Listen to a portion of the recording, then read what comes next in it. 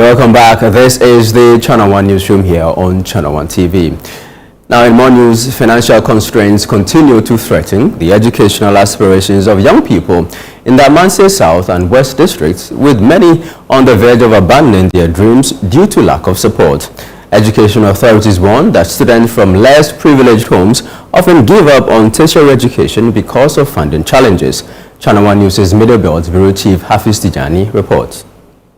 24-year-old Emmanuel Abwaji from Mansun Kenso once dreamed of pursuing an engineering course at the tertiary level, but those dreams were nearly cut short after the death of his parents and relatives who were expected to support his education, leaving him with no financial backing. At a point, I just felt like I should just give up and maybe try and find some business to do, because in fact, sometimes I will be inside and I'll be crying to myself, just like I don't have any hope, I don't know what to do. So that was life then. And Emmanuel's experience reflects the struggles of many young people in communities across the Amansie West and South districts, where financial hardship continues to derail educational ambitions. From a family of 6 children, and then my parents struggle. We have some financial crisis.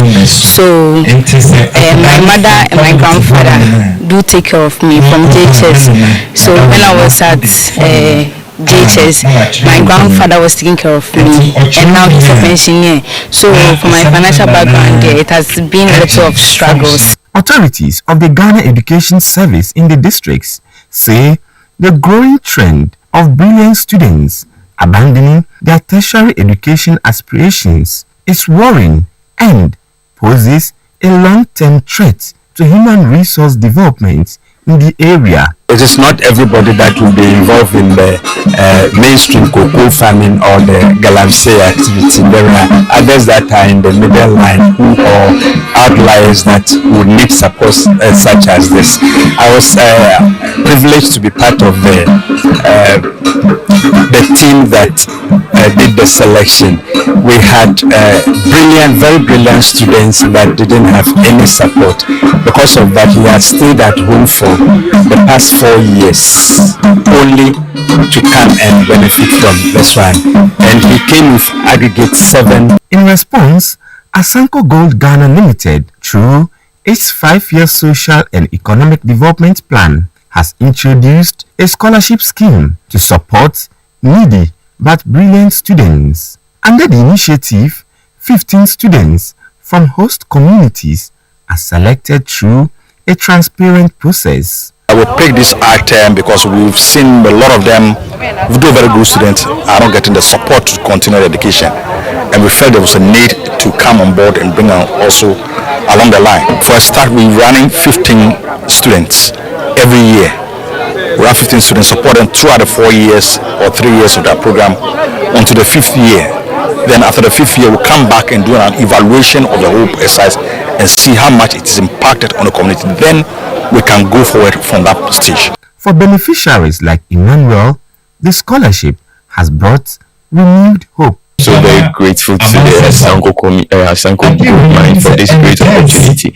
In fact, I am not sure if it is not this scholarship, maybe I'll be having the opportunity to pursue my dream of becoming mechatronic engineering. This scholarship will really help me. So it will help me in terms of me focusing on my education, because it got to a point I was thinking of stopping education, going to work, so that I can get something to continue education. So this scholarship will really ease me. Parents and traditional leaders have welcomed the intervention, urging beneficiaries to make good use of the opportunity. Financial barriers among students in rural communities not only threatens their future but also block their educational dreams. Scholarship programs like this one is expected to address some of these challenges. Hafiz Tijani, Channel One News, Mansun Kran, Ashanti Region.